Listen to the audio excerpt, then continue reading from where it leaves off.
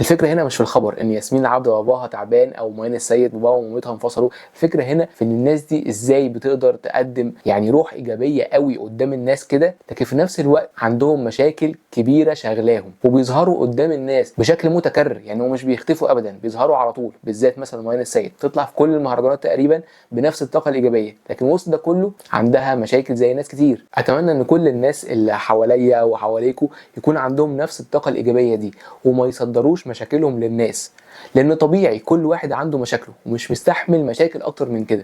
فلما تبقى انت داخل مثلا شغل او جامعه مع زمايلك ما تقعدش تقول انا عندي وما عندي وعندي، لا، لان ده مش الطبيعي. الطبيعي ان انت لو عندك مشاكل محدش هيحس بيها غيرك، فالمشاكل دي انت اللي تحاول تحلها، مش تقعد تصدرها للناس. انا تصوري ان اللي هم اللي بيعملوه ده الصح، واللي الناس التانية بتعمله ان هي بتصدر مشاكلها هو ده غلط. ياسمين العبد وميان السيد وغيرهم لزاز واحنا بنحبهم. ميان السيد وياسمين العبد الاثنين لزاز جدا واحنا بنحبهم. عشان كده بقول ان طبيعي لو انت عايز الناس اللي حواليك انها تكون بتحترمك وبتحبك ما تصدرش دايما الطاقة السلبية ليهم.